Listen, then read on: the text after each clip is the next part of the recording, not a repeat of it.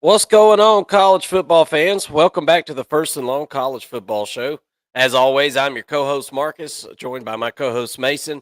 We've got your week 7 overreactions. What a weekend of college football. That was some outstanding football games that we just watched. We're on a little bit later than what we would normally like to get on a Saturday night, but that LSU Ole Miss game, of course, going to overtime. We said we're gonna go live as soon as that game's over, and lo and behold, it decided to give us a little free football there at the end, a little overtime, and it didn't disappoint and cashed in for both of us on our bets. That's So right. all good stuff. Really, really hot week betting. If you guys missed the Thursday betting show between the lines, then you missed out on making a bunch of money. Let's just say that. Mason, how are you today, buddy? I long time no see, right? Long Yeah. time no see. We watched a lot of football together today, um, and it was the nightcap was just as good as what we saw in the afternoon. It was a really, really awesome day of football. Yeah, it was. It's like 4 weeks in a row now of really good football for college football. Just in general, all the games seemed competitive in some aspect. All the bigger games at least. We had some upsets. I mean, we saw Alabama on the ropes once again. It Yeah. seems like they're struggling to play good Alabama football here as of late. Tennessee the same way. I mean, it Aren't seems like aren't we all? We're yeah, all a lot of struggling to SEC play good teams are. football right now. That's right. A lot of the top teams are struggling right now. But we saw Tennessee struggle again against a reeling Florida team, who's just really just hanging on by a thread. Um, just some really good football games, and Vanderbilt wins again. A lot of football to talk about here, Mark. I guess we should probably start with the one that just ended there, LSU and Ole Miss, right? Sure, we can definitely do that. Um, yeah, I mean, I think a lot of people thought that this was going to be a high scoring football game, including Vegas, right? I believe the line was like 60 something points on this, and um, it ended up being everything but that. I mean, it didn't even hit the over. I'm sure everybody who had the over was thinking, "Oh, yes, this thing's going to overtime. We're going to cash in on this bad boy." And not so fast. Not so fast. If you know, that was one of the few games that I felt good playing the spread on this week. We both had LSU plus 3.5. I don't know if we should have been as confident as we were about it after watching the football game. But look, LSU was down so many players in this football game. You just got to tip your cap to Garrett Nussmeier. It wasn't the most efficient game in the world that he played, but I mean, you got to tip your cap to the guy. He hit the plays he needed to hit at those big moments without the biggest playmakers on offense with him. I mean, it was really, really pretty remarkable. Garrett Nussmeier, 22 of 51. Like I said, not the most efficient day, but 337 yards and three big, big, big touchdowns. Um, LSU struggled to get the running game going. We kind of talked about that last week. We said we knew that, and we didn't think that LSU really wanted to run the ball that much. They ran the ball effectively in certain moments of this football game that affected the outcome of the football game. I felt like, and I think they did it just enough to be able to, run their system on offense, which is primarily throwing the football around. What'd you think about this one, man? Super exciting. Ole Miss kicks the field goal there in overtime. LSU throws it right down the middle of the field for a touchdown. Really, really exciting. Yeah, it was a really exciting game. LSU doesn't take a lead until the final play of the game, where they win the football game in overtime. I thought it was a little bit uncharacteristic of Brian Kelly not to go for two at the end of the football game, but it ends up paying off at the end. Really, just I felt like Nussmeyer showed up once again. I mean, we told you guys in the preview, this guy's got the heart of a freaking lion. and it showed. He made one play more, than Jackson Dart did. At the end of the day, it seemed like Garrett Nussmeier could do no wrong at the end of this game. I mean, Yeah. he was just on point, scrambling. I mean, the one play where he came out, and this was in the fourth quarter when they were going on that game tying drive, and he rolls out and finds a receiver. It was Mason Taylor a couple of times, really. It was a pretty amazing outing, I think, for Garrett Nussmeier, and really the LSU defense. I mean, credit that defense for showing up. I thought Blake Baker called an excellent game, brought some good packages. The Absolutely. defensive line played really well. This was the best LSU's defense has looked in a few years, I think. Going up Yeah. against a tough Ole Miss team, which they're battered too. Trey Harris leaves the game. He gets his yards. He gets over 100 yards, but he leaves the game. Juice Wells was on a freaking milk carton. Nobody Princely knew you where he didn't was. play. I saw.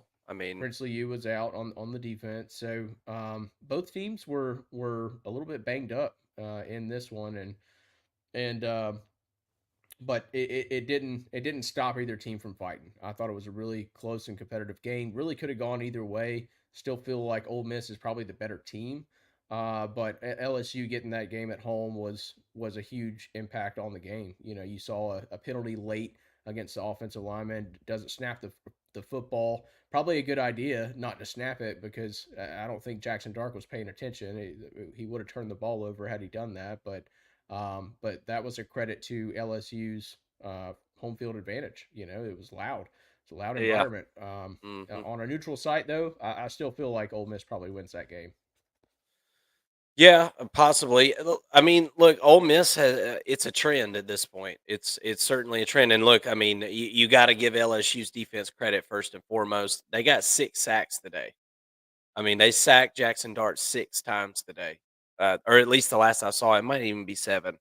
But I mean, Blake Baker dialed up pressure right there in the second half of that football game. They were pretty content hanging back in the first half and really just came after Jackson Dart there in the second half. I thought it was a really, really gutsy play call in there in the second half. Blake Baker's the real deal, man. I mean, look at what his vacancy did to Missouri. First of all, I mean, it just changed things. I know they lost some NFL players, blah blah blah, but, I mean, there's, like, a noticeable difference that you can see with the naked eye, and I don't know, he seems like he's the real deal. He doesn't have all the players, the best players that he's going to have in his time at LSU.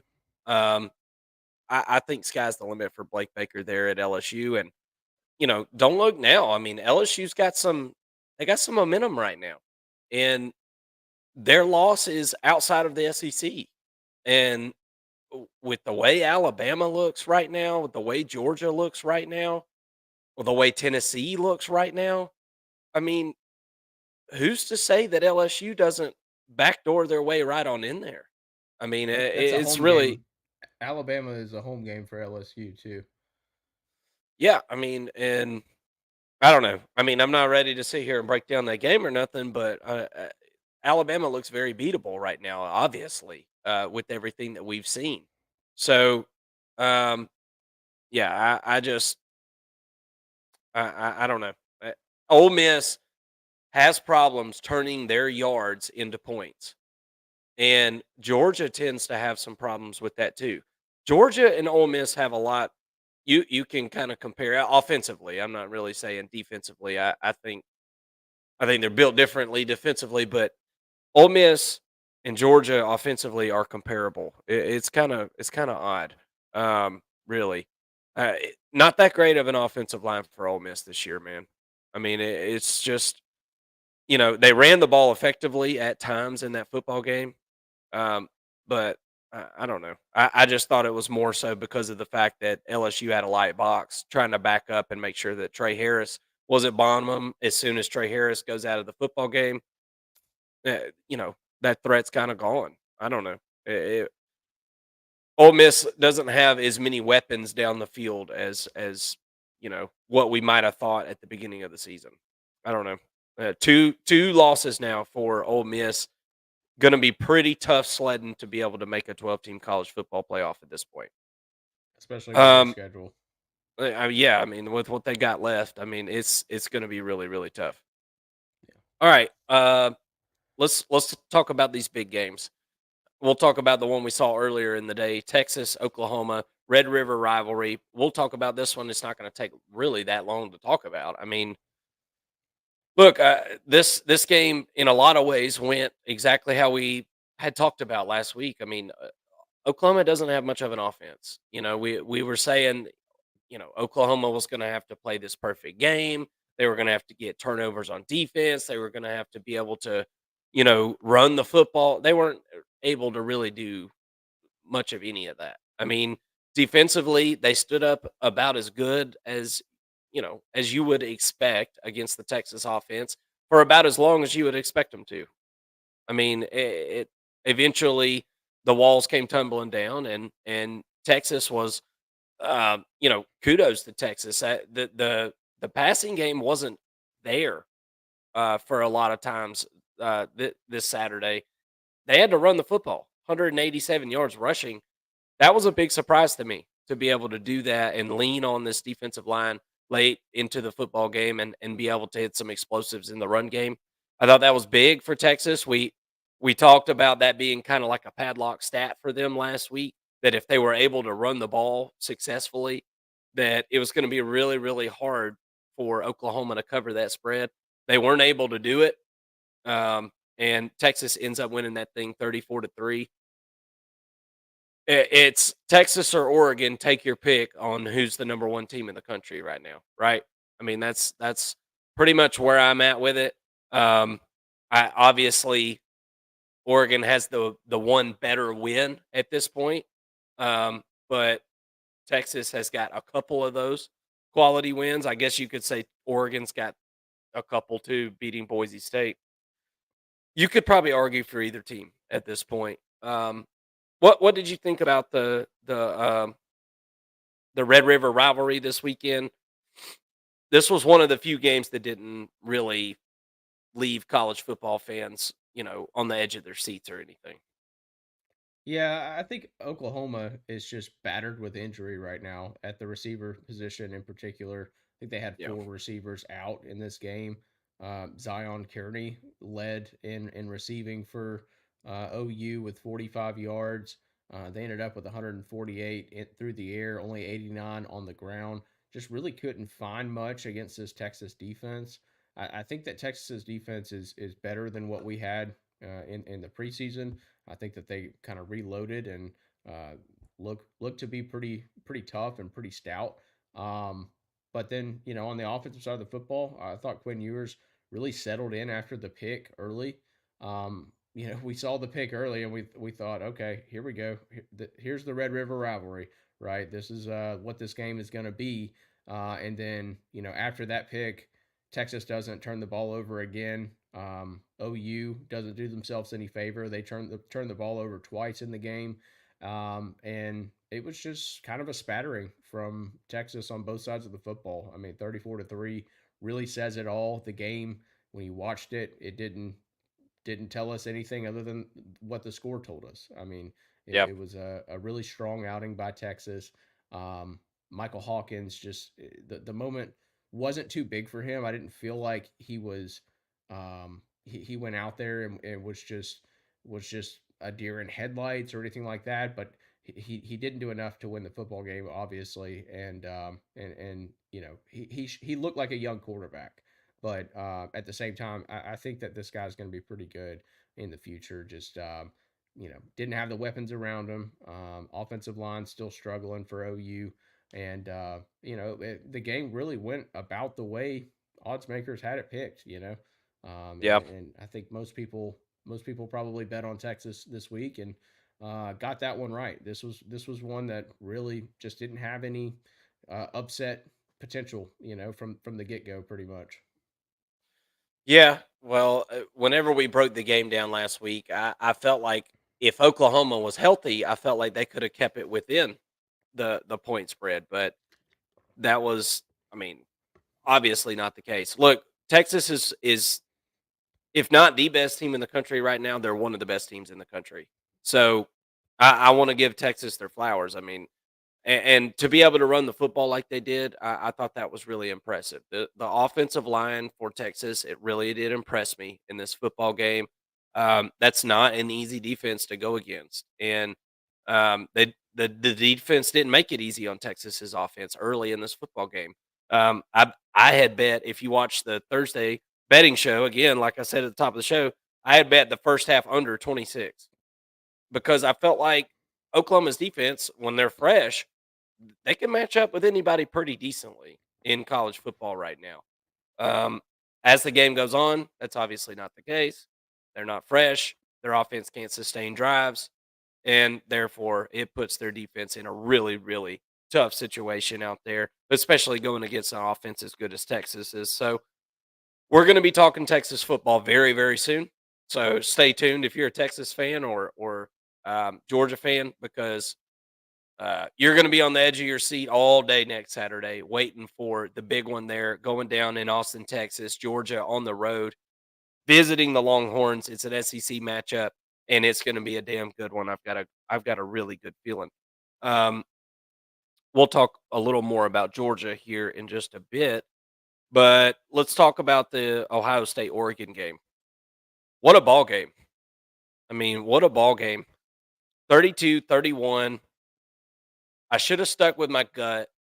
Um, I told you that I had a few bucks left in my betting account, and this wasn't on the betting show. I went undefeated on the betting show last week, or it looks like I'll be undefeated if Kansas State can hold in there. But I had thrown a few extra bucks that I had in my account on Ohio State just at the very end of this, and whenever we broke the game down last week, I was on Oregon and Oregon plus the points.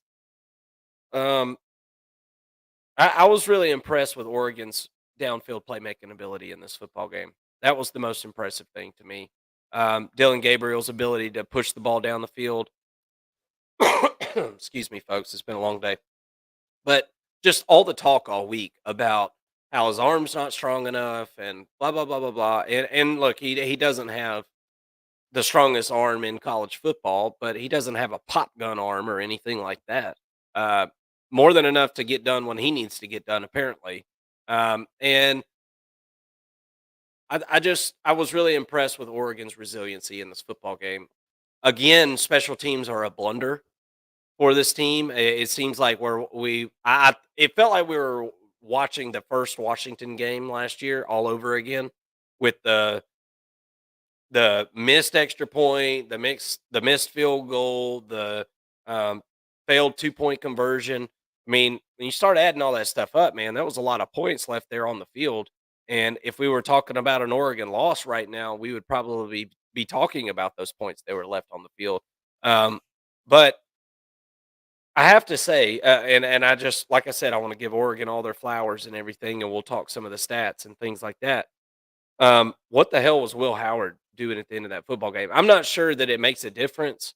I don't know that it necessarily makes a difference. But I mean, a guy with as much experience as what he has, and uh, all the experience that you have on the sideline and in the mic in the helmet and everything.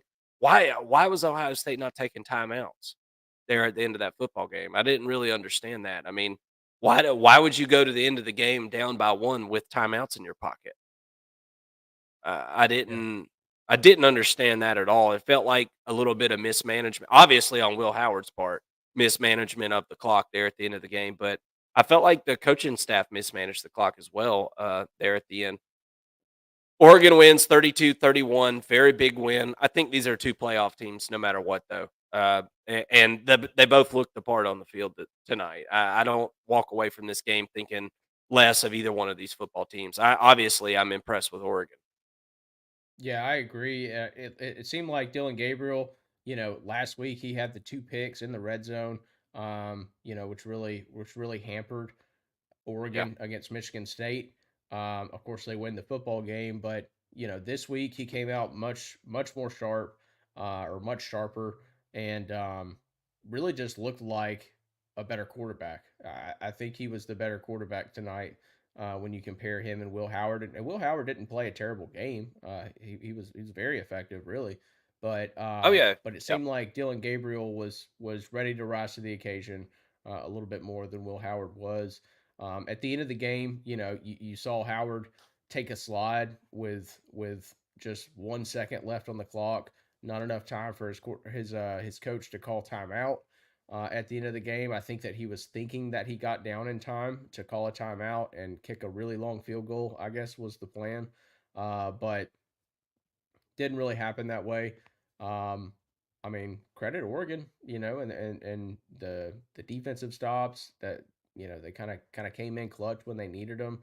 It was a bend don't break sort of system. Um, Really, the game was kind of odd early. In the first half is where all the points were scored.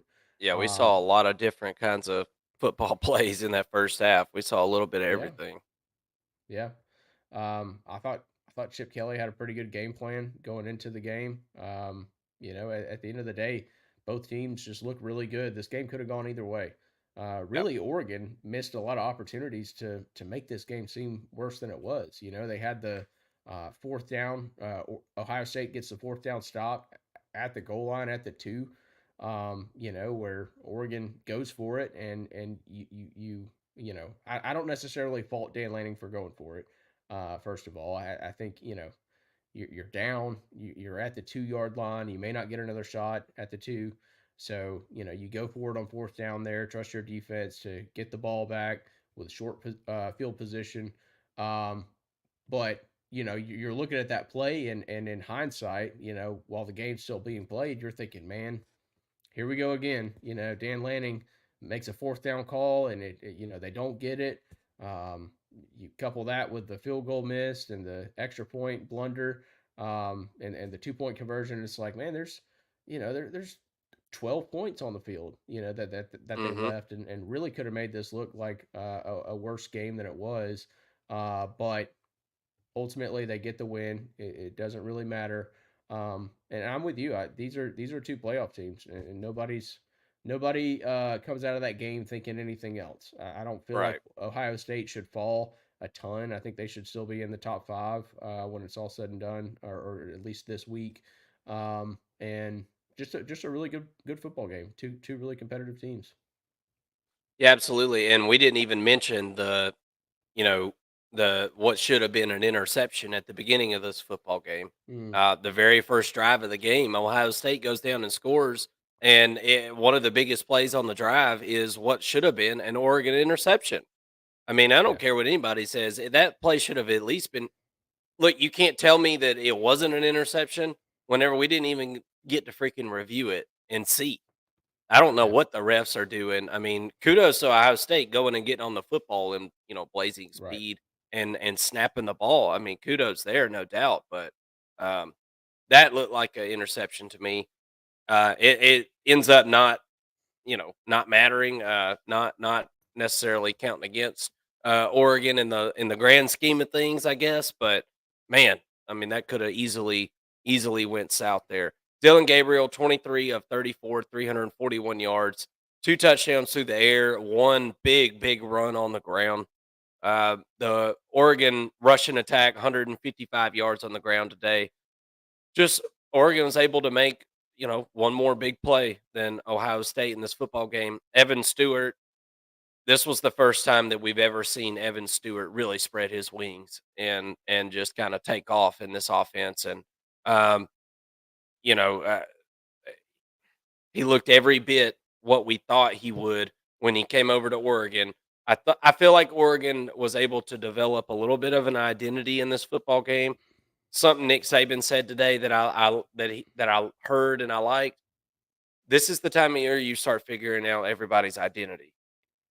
And I think we started to figure out Oregon's identity a little bit today, and where their explosiveness kind of lies. And Evan Stewart, Tez Johnson, I thought he's really stepped up there whenever he needed to. Right whenever the announcers were sitting there in the football game saying, "Where's Tez Johnson? He needs to do something." Bam, long touchdown, 48-yard play for a touchdown there. Um, Which one was it, Mason? That it was Trayshawn Holden. Shame on you, Oh yeah, Trayshawn. yeah, Shame on you, spitting in somebody's face. That's like some, I don't even know, man. That's as lame gets. There is nothing more disrespectful than spitting in someone's face, you know. Um, and he better just thank God that his team didn't lose in that situation, and you weren't even out there to do your part. Who A guy who's the leading receiver for this team at this point in the season. Um, Maybe not after this football game. It seemed like Evan Stewart really emerged as the go-to guy in this one. Uh, 31 or 32-31, Oregon wins this one over Ohio State. Um, I did just kind of want to mention Will Howard, 28 of 35, 326 yards. While he made a dumb play at the end of the football game, I mean, he played a great game. That was pretty much the best version of Will Howard, I think. That we're I mean, and it was plenty good enough to win whatever game that Ohio State's in. This was a defensive, I think, loss for Ohio State more so than it was offensively, don't you? yeah, I was a little disappointed, I guess. Look, Oregon made plays. You tip your cap, but Ohio State's secondary gave up some big plays in this football game, and I'm glad we talked about it from this angle too because I just remembered something. Ohio State played as plain Jane on defense as I've seen them play in a big game. I mean, they didn't bring any blitz hardly at all in this game until the very end of the game. They brought a little bit, and when they did, they were successful. They got to the quarterback a lot, but Ohio State really felt like they were going to be able to just bring four, and it was going to be enough. And it really wasn't in this football game. So maybe back to the drawing board a little bit for identity wise for Ohio State. And I think if they had to do it over again, I think they probably bring some extra bodies there to try to get some pressure on Dylan Gabriel, who was able to let some long developing pass plays get down the field and take advantage of it. Man, that is one of the most veteran college football quarterbacks that has ever been. That's Dylan Gabriel. So, um, savvy player, savvy player. Anything else on that one, Mason? yeah. I mean, I feel like the game plan for Knowles was to limit those dink and dunk plays for Oregon. So maybe that's why you didn't see them bring as much pressure. When you do that and they get the ball to the outside, well, now you got the middle of the field to run through. So I think that maybe that was the game plan. But Oregon, credit them, they made an adjustment, started throwing the deep ball, and saying, all right, if you're gonna play kind of in the middle of the field, keep your defenders in the middle of the field, then we'll have some one on ones on the back end of the defense. And credit Dylan Gabriel, he made some plays, and I really like what I saw out of Evan Stewart. They got to keep him, moving like that each week, and couple that with Trayshawn Holden coming back, and of course Tez Johnson, Terrence Ferguson had a pretty good game. I think that this Oregon offense is gonna start rolling here soon. It seems like it. Like I said, I feel like they've hit their stride, and getting Ferguson involved was a big deal. He's been kind of MIA at certain points, and going into the season, all the preseason breakdowns you want to look at, everybody that talked about this football team talked about Ferguson as if he was going to be a big part of the plan on offense. So it seems like some of that stuff has come to fruition for the Oregon Ducks right now, as they just beat the number 2 team in the country in Ohio State, 32-31. What a game that was there in Eugene, and what a way to get things going here for Oregon in the Big Ten against a big time matchup there.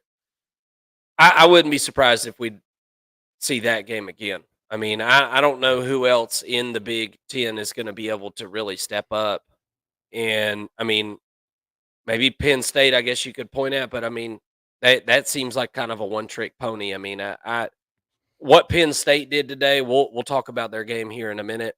I'm going to go to Tennessee here in just a second because we've got somebody in the back room that wants to come on and talk and give us our weekly Tennessee update. But uh, Penn State, I mean, if they did what they did today against USC, against Oregon or Ohio State, that's not going to fly, man. So, I, you know, that tight end that Penn State's got, Warren, I think is his Mhm. name. Is Yeah, that it? Um, Tyler Warren. I mean, the dude played some center today. He played center and went out on a and caught a pass. I don't even know how that works. I guess you gotta. I don't know how that works, but he took 3 snaps at quarterback. I mean, dude was all over the place. We'll kinda get into that one here in just a second. That was a thriller there in overtime as Penn State wins. Let's talk Tennessee and Florida because this was a near upset here, of epic proportions, and this was a rivalry game if I've ever seen one. This was college football as college football gets right here. Tennessee ends up winning it in overtime 23-17. TriStar, how you doing, man? What's going on with the Vols? Well, number one, our offensive tackles are terrible. Number one. I mean, yeah, did Nico make a couple of bad throws like that pick and right there in the middle of the field? Yes, that was a terrible throw. Did he miss a couple guys? Yes. He's No. still young, he's still learning.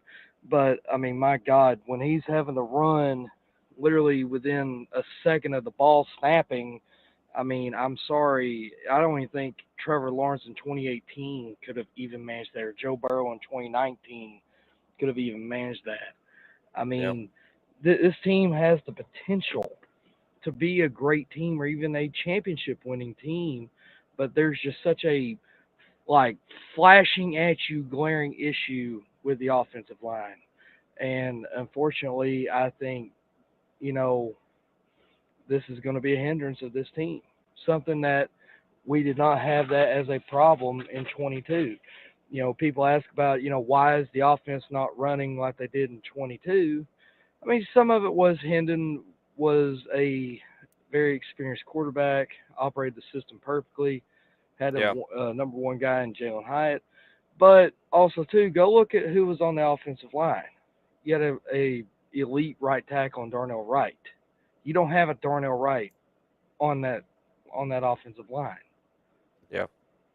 Yeah, man. I mean, look, the running game finally got going. The dam finally got broken there kind of in the second half, and that seems to be a trend. So if we're looking at some positives for Tennessee, they figure out, the longer the game goes on and the more they can lean on somebody, obviously, um, the better the run game gets. And I mean, that was the saving grace in this football game was that, that touchdown there by Dylan Sampson. And I mean, he had 3 of them in this football game, but the one in particular I'm talking about, 27 carries, 112 yards.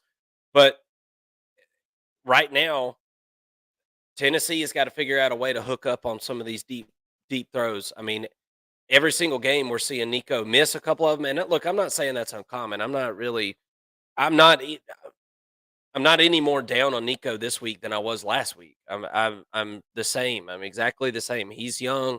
He's learning. It's Go back and watch Matthew Stafford's first year at Georgia. Okay, the dude threw as many interceptions as he did touchdowns.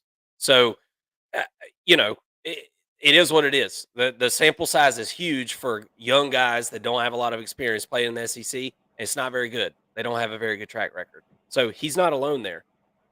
But we got to figure out a way to connect on some of these deep passes because the defenses are just coming right down to the line of scrimmage at this point. 3.3 yards per carry. I mean, nobody can run against 7 guys in the box. I don't care who you are. I don't care if you got Herschel Walker. It's hard to do that, and it was interesting. Gave up some sacks, obviously, tonight. Florida came to play. I mean, this is one of the better games I think that I've seen Florida play this season. I'll just be honest with you, especially offensively. And that's kind of funny to say because they only scored 17 points. But my expectation, Florida going against this Tennessee defense, I wasn't expecting even that much. So it was a college football game, man. and it was not what I expected. I stayed away from this line this week for a reason. I wanted to kind of see what Tennessee's reaction was going to be, and there's just some flaws offensively right now, and they're going to have to get ironed out. And luckily, I think you've got the coach to be able to do it. I agree with that. I mean, like people on Twitter trying to sell out, on hype, like, oh, it ain't gonna work out. And I said, well, that's just ridiculous. Number one, I don't think he's the problem. I think the problem is the offensive line coach by the name of Glenn Ellerby. Glenn Ellerby, unfortunately, is one of Heupel's best friends. He was in his wedding and all that stuff. And Heupel's not big on firing people, if you've not noticed so far since he's been at Tennessee. And I think until Ellerby is replaced with somebody else, who that is, I have no idea. But I just think that until the offensive line issue is addressed, this Yeah. team will have a ceiling. Yeah. Now, I'm not saying right now that Heupel is in any pressure of getting fired. No, not at No. all. That's just asinine and crazy to say. But if Tennessee wants to be at that level where they're playing for national titles every other year, where they're probably even winning some, you have to address the offensive line. Yeah. Yep. And Well, that's going to go ahead, Mason. I'm I sorry. was going to say, I think that they are in the recruiting cycle. They've got David Sanders coming in next year. That's one. I feel like, and correct me if I'm wrong, but I do feel like the recruiting efforts have been better on the offensive line. They've brought in a couple of transfers on the O line. I think in the past probably two off seasons and seasons in general, I've seen better offensive line play from Tennessee, but I do agree with you. We said going into the season this would be potentially an Achilles heel for the offense. But or it was it's definitely the worst unit on the offense. But we Yeah. weren't sure what that meant exactly. If that meant that they would still be good enough to go through and to win in some of these big games or not. But obviously you don't feel very good about it. Obviously, as a Tennessee fan, you're scratching your head wondering why we can't um, block better, as a team, and I certainly understand that frustration. There's nothing worse than having a bad offensive line on your team. There really just isn't, especially Well, with all the weapons that they have. speaking from a couple of Georgia fans, we're not. I'll just be honest with you, TriStar. We're not real huge on our offensive line right now. Well, I mean, we're down our best offensive lineman. I mean, so granted that I don't know when he's coming back, but we're not hot on ours. And Tate. I don't know. I think Tate. I was reading something. Apparently, I think Tate's supposed to be back probably the Tennessee game. Yeah, I hope so, Makes man. sense. His injury was hard to watch. I saw it when it happened, and it was hard to watch. And I just thought, oh my God, I don't know if he'll be back this year. Honestly, when I See, saw it, so if we get him back at all, that's a win to me. I guess you can say, if anything, for Tennessee, kind of the saving grace is that I feel like there are no elite teams. I know Texas has looked really good, Yep. but let's be honest, they've not really hit the meat of their schedule yet. Yeah, Oklahoma. I was on here last week. I was saying, I think Oklahoma pulls off the upset because it's coming off a bye week, big rivalry game. They Mm-hmm. did it last year. I know they don't have Dylan Gabriel, but I was like, this game means a lot to them. They're going to pull out something. And I thought at first, in the first quarter, even going into the second quarter, when Texas was having a hard time moving the ball, I was like, okay. But then when they forced that fumble, but then Texas still scored, I was like, okay, yeah, this is over. Yeah. And because Yeah. Well, Oklahoma just couldn't move the ball, and yeah. Yeah, well, here's the deal. We talked about this last week, TriStar, but what I said last week still stands, guys, and I'm going to talk about it this week again. And Texas may very well host Georgia this week coming up and stomp their ass. I don't know.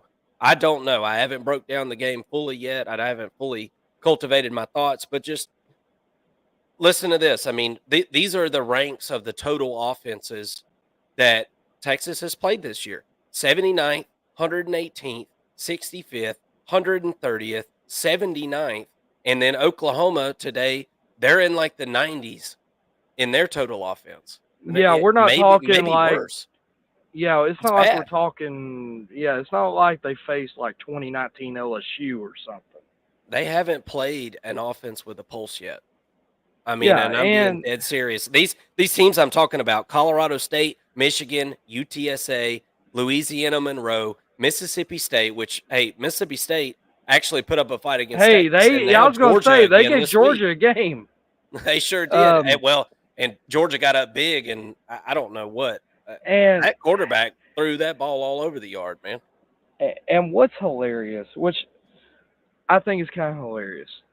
I was talking to one of my good friends. He runs Ballard Sports here on YouTube. Good friend of mine, covers University of Okay, Alabama. yeah, And I know. I I've was heard of talking. Ballard. Yeah, well, I was talking to him on the phone during halftime. And after the game, I talked to him during halftime and after the Alabama South Carolina game. This is the first time. He's not the only Alabama fan I've heard say this. This is the first time I think I've ever seen it where both fan bases think the other one is going to win. Like if you ask any Alabama fan right now, they're going to say, "Man, our defense is trash. Man, Ryan Williams is literally it." And we're going to Neyland and all that stuff, and we lost last time we was there. I don't feel good about it. You ask Tennessee fans, they'll talk about the offensive line issues. They'll talk about Nico's, freshman inconsistencies and stuff like that. So, what's the line right now on Tennessee Alabama? If you don't mind me asking. That's a good question. I can pull it up right now, though. If it's not a Um, pick 'em, it's ridiculous because like this is a textbook 50-50. Take your pick. No telling how it's going to go. Let's see here. Oh, they don't have the line out on here yet. ESPN has got their little matchup predictor is 54.5% Alabama. It's Alabama -2.5 right now. What I'm seeing. Okay, -2. that's basically a pick 'em. I mean, you'll probably get bet down to Tennessee, Alabama -1.5 or something like that, or maybe even down to a pick 'em. I don't know because Alabama has not looked like the Alabama from 10 years ago when at the height of the Saban era. They've got their Well, problems. can I give you a take that is very not popular? But Alabama hasn't looked like that in a while now. But they somehow still figure out a way to beat Georgia because they had the best freaking coach in the country. And then this season, Georgia doesn't show up for the first damn half, and then Georgia comes out and kicks their ass Then in they the second finally half. wake up in the second half. It's too late, and it's too freaking late. And it's like, And man, Alabama hasn't been as good as what they were in that dynasty. I mean, they haven't won a title since 2020, first of all. but who really counts 2020? I mean, come on, that was COVID year. I don't think anybody counts any championships in any I'm sport with from you on that. 2020. That was Alabama fans hate when people say that because that was a great Alabama offense. But Oh, it yeah, was. I agree with you though, TriStar. I Because agree with you you because go look, you had think teams about that this. played. You had teams that played 4 or 5 games that year. Yeah, I mean, yeah, didn't Ohio State only play like 3 regular season games that year or something like Yeah, that? 3 4. or It was 4. like 4 or something. Yeah, it was Yeah, crazy. and they canceled the Michigan game. Like again, that was such a weird season. But think about this. This is why, and don't get me wrong. Like, is Saban one of the best coaches to ever do it? Absolutely. But see, I put Tom Osborne ahead of. For people watching, if you don't know what I'm talking about, Tom Osborne was the head coach at Nebraska for like 30 years. Was the Mhm. head coach when Tommy Frazier and Ahmad Green, those great 90s teams were there. I've said this. Go look at Saban's run at Alabama. Yeah, in 07's first year. 08, great team. 09 was national title. 2010 has a fall off. 2011, he should not have played for the national title in 2011. That should have been Oklahoma State. 2012, yes, right team. Then you go look at 2015, yes, they should have been there. 2017, they backdoored their way in. Yeah. Oh, I remember. Believe me. Yeah, I So know. We somehow end up playing Auburn there in the SEC championship. I'll never forget it. Yeah, that was the year where if there was going to be a 2-loss team in the playoff, it was going to be Auburn that year because it was such a weird season. But again, like I said, I'm not taking anything away from what Saban did. But I mean, you also got to look at the time period and context of punishing coaches that coached back then because they didn't have the things or the athletes they have now. They coached in the era they coached. But the reason I say I put Tom Osborne way up there because he never won less than 9 games in a regular season. This was back when they played 11 regular season games. Right. So he never lost in a regular season more than 3. So you think about that, and I think if I read it correctly, in Tom Osborne's final 5 seasons, he went. I want to say it was something to the effect of he went like 60-3. His final 5 years and won 3 national titles. And if you had a playoff system from the 70s on, Tom Osborne probably has 10 national titles. Because go look at all those Nebraska teams in the 70s and the 80s and the 90s. And well, I mean, look, Nick Saban is the man. I mean, don't get it twisted. I mean, I don't. The modern era, yes. The modern era, yes. He's the man, and I'm not taking anything from Osborne because I have heard a little bit about his stories and things like that. But I mean, Saban was the man. But he had the best players every time he stepped on the field. That's what made him the man. Never mind about it. He wasn't taking a team that wasn't great and making them great or something. He took a collection of the best players every Saturday and beat a team that had not as good players 95% of the time. And that was, that's how you make a really good career being a college football coach, by the way. It's talent acquisition. And the only reason that Kirby Smart has been as successful as he has is because of the recruiting that he's done. That's the only reason. Kirby Smart is, while he has gotten a lot better at in-game management and things like that over the years, that is true. He's not some kind of just whiz that knows everything, knows things that people don't know. It's he's got better players week in and week out, typically. Now, sometimes it does not matter how good of a talent roster you have, and you can still heavily underachieve, a la Jimbo Fisher at Texas A&M. Oh, no doubt about it. Hey, I mean, it's not all of the. It's a combination of things. Now, I will say with Saban, what made Saban the best at his time was the ability to find the right assistants. I mean, you go look at, for example, that 2015 coaching staff. You had Kirby Smart, Dan Lanning, Mario Cristobal, even right now, Billy Napier. I mean, just Lane Kiffin. I believe the Oregon defensive coordinator was there at the same time too. The one, probably like a grad assistant or something. Tosh Lapoy, yeah. But that's. Go ahead, finish your thought. I'm sorry. Oh, but that's what I'm saying. Like he just had when you think about it in context now, like arguably the most stacked coaching staff of all time. Oh yeah, no doubt about it, and that definitely makes a big difference, no doubt about it. Well, look, closing thoughts on Tennessee. What are you seeing happen the rest of the season? We're going to get to the rest of these football games we got to go over, but how do you feel right now? You think Tennessee figures it out this week? And what's your prediction on this Alabama game, real quick? My prediction on this first off, my prediction on this Alabama game, even with our struggles, I think Tennessee does pull it out because it's at home. If it was in Bryant-Denny, I would pick Bama. But because it's at home, got the home crowd, home field, they're going to be hyped up for it.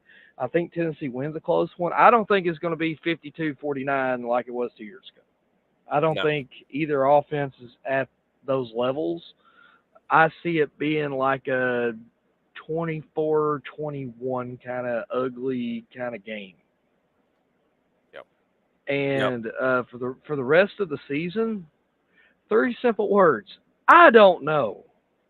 Because this year, it just doesn't make any sense. I could see some kind of weird thing where we beat Bama, and then maybe we're starting to pick up some momentum. Huge win, big rivalry game, third Saturday in October. Now, we shouldn't storm the field again. I mean, the only reason we did is because that was the first time we beat them in 15 years. But you beat them, and who knows? Maybe they get a little pep in their step, and who knows? Maybe they go pull off an upset in Athens. Maybe Georgia isn't what they've been the last few years, and offensive which I line think is issues. That true. it would, but then last week of the season, of all teams, you lose to Vanderbilt and Diego Pavia. That would be the most Tennessee thing I have ever seen. Holy And crap. TriStar, don't say that again. You're going to talk that into existence, brother. Because I'm going to tell you something. If there's 1 year that they could do it, it's this one. I mean, hey, and I don't know if y'all follow me on Twitter or not, but since that happened, until further notice, I'm keeping Vandy in my top 25. I mean, I got them at 25 because they're a two-loss team, but still, that's a giant win. Yeah. Well, we're going to do our top 25 tomorrow, and we're going to really have to consider it. TriStar, man, I really appreciate you coming on. We look forward to hearing from Absolutely. you on Saturday nights, man. And look, I just want to say, the Vols are. Look, it's still a long season, and you're right. It's a weird, and I'm gonna remove you there. Thank you so much again. It's a weird season. This season seems really weird. My wife was even talking about it. She said, "Man, this is just the weirdest season that we're going through right now." And I right now it really seems like Texas, Oregon, Ohio State, but we've got a 12-team playoff. So it doesn't just because it seems that way right now, guys, it doesn't mean anything for the end of the season. And just because you got one loss, look, Tennessee beat their rival today, Florida. That's a good win. It's a good win because Florida has owned Tennessee the last 10, 12 years. So today was a good win. Yeah. Don't apologize for it because just beating Florida at all right now was the most important thing. Next year, you can try to beat them worse. Florida ain't going to be that much better next year, believe me. So you should be in pretty good shape. Um, again, thank you so much, TriStar. If anybody wants to come on, there's a link in the description. We'd love to have you on.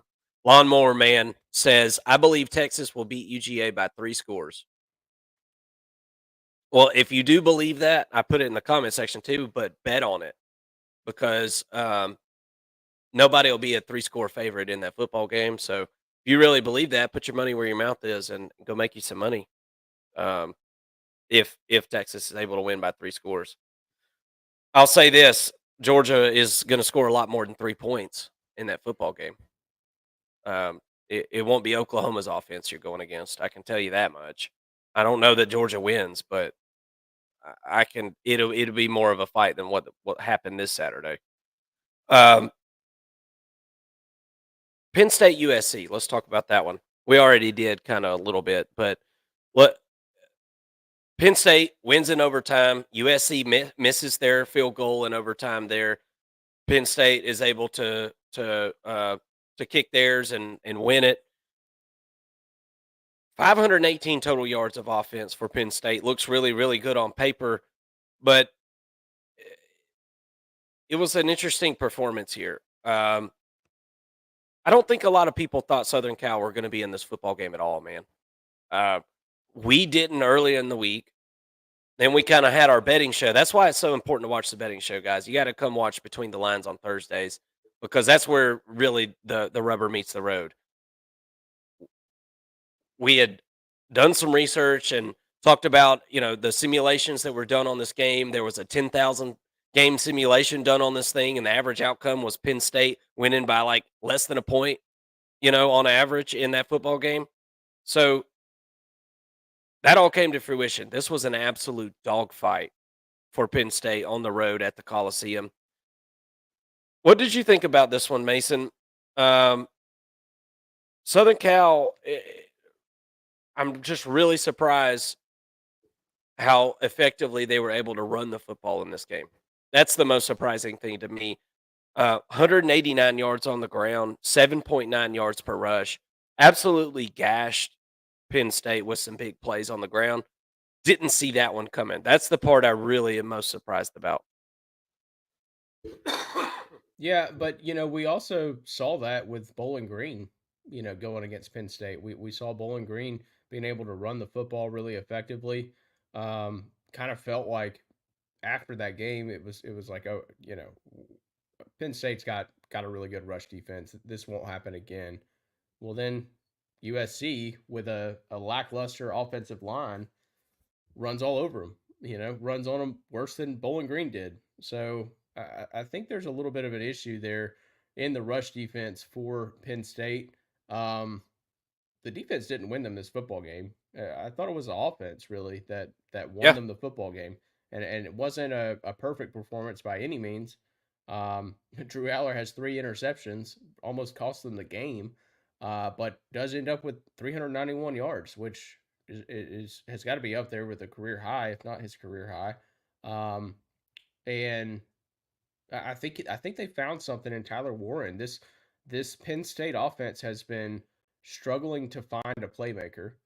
Um, and it's kind of, I think he's surfacing right now in Tyler Warren. Uh, you know, a guy who nobody picked to be the playmaker for this Penn State offense, but ends up with 224 yards through the air and a touchdown on 17 receptions. Ran the ball for 4 yards, passed the ball for 9 yards. You said he played center some. I mean, the guy was all over the place. And hey, maybe they've got something. And the most random player, I think, coming out, you would have thought Julian Fleming would be the guy. He hasn't really come to fruition. But now, all of a sudden, number 44 finds himself with a lot of opportunities to score, and does. I mean, he ends up with one score at least, but 224 yards for a tight end is phenomenal. Yeah, and he was a guy that we talked about in the preseason as being a possible playmaker on this offense, and I think that's really good, and it worked out really well in this situation. I don't think I feel like Penn State saw something on film and they were like, all right, we've got a clear mismatch here in the middle of the field. We had talked about, Eric Gentry not being able to make the start. We had talked about the middle of that defensive line for USC taking a hit with Barry Alexander. Um, I was just surprised that Penn State's defense wasn't able to get some more sacks. I think only one sack in the football game, if I'm not mistaken. Yeah, That's right. one sack, 6 tackles for loss. Um, I just thought the edges. I thought Abdul Carter was going to be able to put more of a fingerprint on this football game. Um, but look, you gotta tip your cap to Penn State. This was a gutsy performance on the road, going all the way across the country. Not easy to do, and in an unfamiliar environment. Beyond that, I mean, not a place that you go every other year or anything like that in the Big Ten. So you got to tip your cap. Drew Aller did not play particularly well in this football game. 3 interceptions, um, and you can kind of point at some of those throws and say, well, if you had a couple of those back, maybe the outcome isn't so narrow on this one. Um, but all in all, it was a Big Ten matchup. USC continues to be one of the most inconsistent teams in the country. They play games like this, and then they play games, like they did against Michigan. I don't know. I don't know which one's the real USC at this point. And I think that that's pretty common with a defense that's first of all kind of middling anyway. I mean, it's not they don't have all the talent in the world, but they're under an overhaul. D'Anton Lynn is the new defensive coordinator there. They're under an overhaul, and we're seeing flashes of getting better, but it's going to take a year or two to get the defensive players in there that you need, especially when you got guys quitting like Barry Alexander. That's you know goes against you. That's counterintuitive there, for sure. Anything else on that one before we move on? Penn State wins 33-30. No, I'm good. Let's keep it moving. Uh, Alabama. Let's talk about Alabama, right? I'm not missing any of these other big ones, am I? No. No, I Let's think we let's hit do it. the main ones. So We hit the big boys. And by the way, as we're watching this, Kansas State is up 24-21, about to ruin my perfect week of betting. I'm 7-0 so far. I need Kansas State to win by 3.5, so basically by 4 or more. And what's his name went down? Um, old long hair boy, old Goldilocks. Avery Um, Johnson. yeah, did you see that? He went down in this game earlier with what I Mm. mean, I don't know how you go down like that and then come back in. He looked like he had an oblique injury and then had to go to the locker room. He could barely move. And then he comes running out of the locker room. So Hmm. I don't even know how that works. Maybe he got like one of those old man cramps like I get sometimes when I yawn. You Yeah, ever get when like you a when you eat too much. you ever get cramps when you yawn or you stretch awkwardly and then you cramp up on your side and like Yeah, yeah, yeah. that's a sure sign you're a big fat ass. Uh, anyway, all right, let's talk about this Alabama game. Alabama drags a paper plate out into the middle of a field and takes a dump out there. Um, now, honestly, look, I'd love to just pile up on Alabama right now. I thought South Carolina played a pretty decent football game. I mean, look, we're in an era of college football right now where I feel like the talent is like I don't know. There's just a lot more parity. I mean, the transfer portal has allowed teams to hungry hippo some of these players in the transfer portal, and I really feel like it's kind of spread the talent around a little bit. Now, Alabama's defense isn't what it once was, and that's for certain. And Milrow didn't have a particularly good day today, but I thought South Carolina just had a pretty good game plan going into this football game, obviously. Um, and what a wild finish to this football game. I mean, my God, I don't know if a lot of people realize this because I didn't at first. But, Alabama gets that interception at the end of the football game. They intercept that on the 2-yard line. And so that guy backs up into his own end zone after intercepting that pass from Lenora Sellers and almost takes a knee in the end zone. Well, it's 27-25 at that moment, right? So if he catches it at the 2, backs into the end zone, takes a knee, that's a safety, and the game's tied at 27. But luckily, Malachi Moore is standing there in the end zone and able to yell, say, "Go, go, go." Dude, it was that close. Yep. And it would have been, you know, that would have just been really something to watch had that happened. And who knows what happens in overtime at that point. Um, It was an interesting day there in Tuscaloosa, no doubt about it. You said it during the game. The fans got to be like, "Come on, give me a break." I mean, they'd love to just see a comfortable victory after the loss to Vanderbilt and the crazy game that they saw against Georgia. We also talked about it today, Mason. It's been about 10 quarters now in a row that Alabama has not played very good football. What are your Yep. thoughts?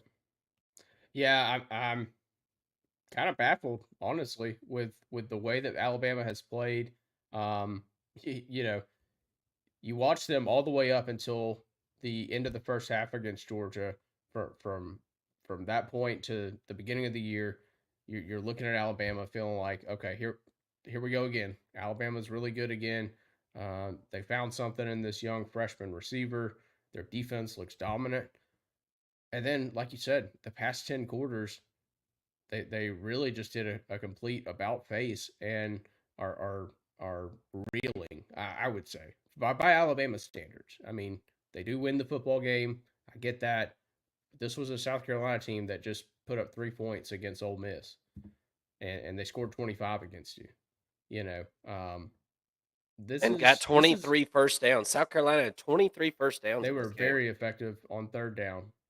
Very effective in this ball game. That was another thing that I mentioned to you watching that football game is over these 10 quarters, Alabama, their defense on third down, uh, they're giving up like 60% first downs. It has not been good. Their third down efficiency has been really bad, and when you couple that with, let's see, Ryan Williams had 32 yards on the game through the air. That when you take him out of their game plan, Alabama is not a very good football team on offense. When you sack the quarterback 4 times in the football game, Alabama is very limited. So credit South Carolina's defense, which has been very stout. This is a really good South Carolina defense. If they had anything on offense, they probably win this football game. Yeah. But the story here is going to be about how Alabama failed again, and even though they won the football game, it doesn't feel like a win. And the Alabama fans are already growing restless after a couple of bad weeks. Um, I'm starting to wonder about Kalen DeBoer, not as a coach, but as the coach of Alabama. I'm starting to wonder if he's going to make it or not. Just given what type of situation he's in and the pressure he has on him to win. But we'll see. Maybe they fix some things. And, they got Tennessee next week. You win against Tennessee, no matter how it looks, and you're back on the right track, right? I feel like if you played this exact same game and you went 25-27 against Tennessee, nobody's batting an eye. And you got to keep piling wins on top of that. But right now, I think that the Alabama fans have got to be scratching their head, wondering what the heck happened to the football team that we saw in the first 4 weeks of the season. That's why I always say, man, you can't overreact in this sport. I mean, either way, you can't. Things are never as good as they seem. They're never as bad as they seem in this sport, for the most part. For the most part, I'm sure there's obviously exceptions to that, and you know, Georgia hasn't looked like a national championship contender so far this season. But guess what? That's just so far this season. Georgia goes out and throttles Texas. What's everybody going to say? Georgia looks like the best team in the country. That's what I mean. It is what it is. And we had a caller call in earlier in the show. There's no amazing team in college football right this second. I think there's 3 teams that are above everybody else right this second a little bit, but there's no like one team that is just like, yeah, I don't know how anybody's stopping them. Yeah. Everybody's got cracks in the foundation right now, I guess you could say, and Alabama's got all the time in the world to get this figured out. Um, and I have to say this too. Kalen DeBoer plays close games, y'all. I mean, go look throughout his career. Go look at Kalen DeBoer's record and the scores. I mean, the record's amazing. Obviously, that's why he got hired at Alabama. But he plays a lot of close games, and he is a schemer. He is an offensive schemer, and when he needs a play, he can almost always get it. That's kind of his thing. And I saw today just some. It was pure play design. Alabama's offense is running off of pure play design right now. I don't Yeah. think that there is a ton of like amazing playmakers on this offense. I don't think it's an amazing offense. I think they are scheming their way to some tight victories right now, and I think it just bit them in the butt last week at Vanderbilt. But I think that's this guy's style, kind of like Billy Napier. Billy Napier's been the same way throughout his career. He's going to play close games. He's going to lose close games. He's going to win close games. Um, Definitely, we'll have to keep a close eye on what's going on there in Tuscaloosa. Um, just throughout the season, obviously, but headed to Knoxville next week. That's going to be super, super interesting matchup there. All right, buddy. Where should we go next? We're kind of I, open to just go wherever we need to I go think now. the only or I guess one of the only big games that we could probably talk about, or big upsets, I guess, would be Vanderbilt. Uh, let's give them their flowers. Vandy takes care of Kentucky. I don't have the score pulled up. Let me pull that up real quick. I can't remember off the top of my head. Too many scores. Yeah, I was trying to get to Um, it. I'm trying to find it. 20-13, Vanderbilt ends up beating Kentucky. Kentucky just ain't got no damn offense. I mean, first of all, I mean it's just piss poor and pitiful. Also, um, they did run the ball pretty effectively in this football game against Vanderbilt, but Vanderbilt again was really really good on third down. 8 of 13, well over 50%, and that's been a common trend over the last couple of weeks. 15 of 18 through the air in this football game. Super super efficient. Um, Yeah, I mean, that's a perfect way to describe this game for Vanderbilt is I mean, take away the one turnover.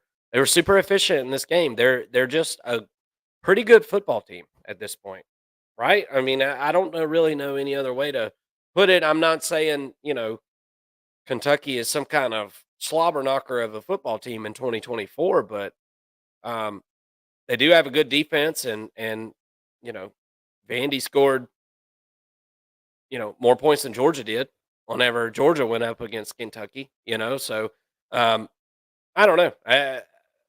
Vanderbilt, it just might be just a decent football team, and we're going to have to consider with a couple of really good wins. Um, we're going to have to consider them in the top 25, certainly in the honorable mentions portion. Yeah. Well, listen to the rest of their schedule here. So they've got Ball State next week. Then they've got Texas at home. They got to go to Auburn. They get South Carolina at home. They got to go to LSU. Then they get Tennessee at home to finish out the season.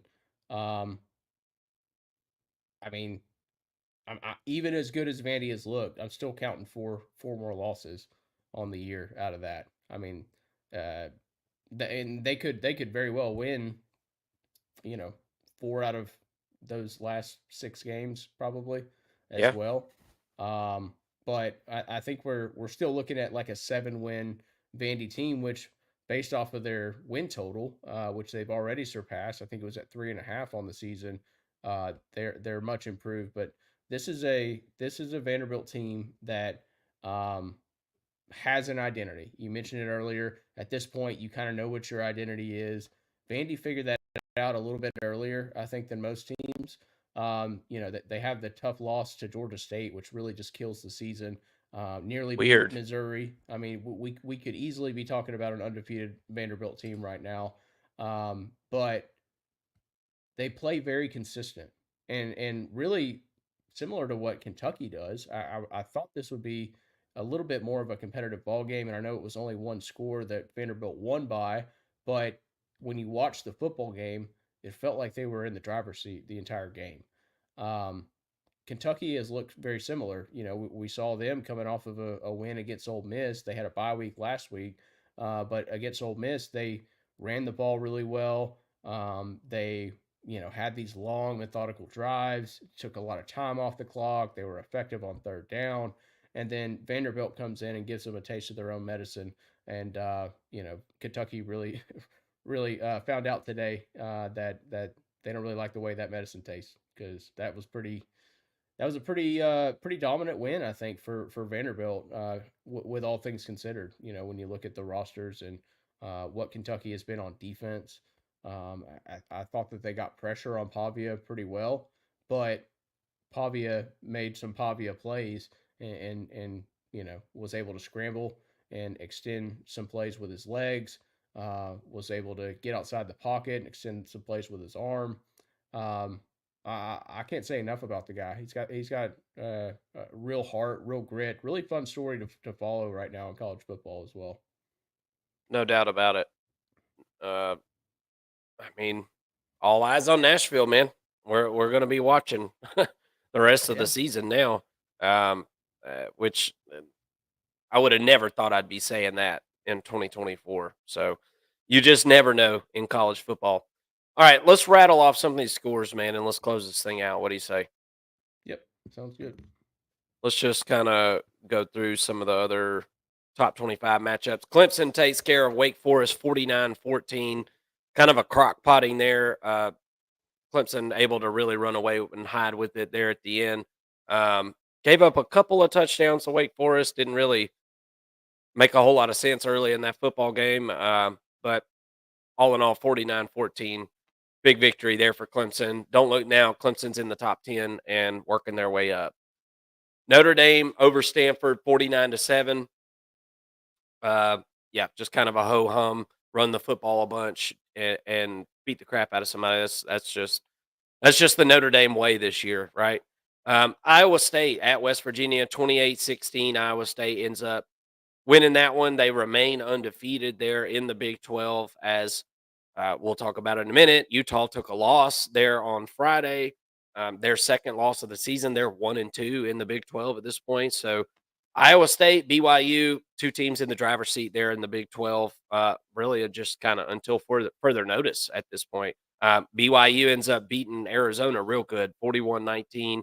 So as I said, they remain undefeated in atop the Big 12. Missouri takes care of UMass 45-3. Don't know why they're, seems like a weird time in the year to be playing UMass, but whatever. Pitt beats Cal. Pitt just keeps on winning, guys, so we have to talk about them. And then Illinois beats Purdue 50-49 in overtime. Few other games, but not really with ranked teams. Was curious. So Louisville did end up beating Virginia 24-20. So that kind of takes Virginia out of the conversation there in the ACC. You got anything to add to that, Mason? To this list of games here? Did we talk about the Friday game with Utah and Arizona State? Utah. Yeah. We did not. Utah goes down to Arizona State. Cam Rising plays in the game, throws 3 interceptions, no touchdowns. What a fall for Utah. I mean, early in the season, we're looking at them saying, yeah, that's the best team in the Big 12, and they're head and shoulders above everyone else. Well, you go without Cam Rising for a couple of weeks, and then he comes back, obviously doesn't have a rhythm. He might be missing a finger at this point. I don't really know what's going on there. But this offense has taken a huge step back. And now we're looking at Utah as a potential 8-4 type of team, by the end of the year. They've really fallen from the top of their conference there. And outside of that, you got Boise State kind of struggling with Hawaii right now, 13-7 at the end of the third in Hawaii. A little bit interesting there, and it looks like Kansas State came back and took the lead against Colorado. Colorado's got the ball with 2 minutes left. The score is 31-28. It does not look like you're going to cover on that one without like a pick six or something late, but looks like the final drive here for Colorado. Lord have mercy. All right, well, let's get off and watch this thing. Thank y'all so much for watching the Overreaction Show. Certainly do appreciate it. We'll be back on tomorrow. We'll have our top 25. We'll do early previews coming on Tuesday in the live show, as always, Tuesday evening, and then the betting show on Thursday. Thank y'all so much for watching. Help me out. Hit the like on this video. Make sure you're subscribed. We'll see you next time.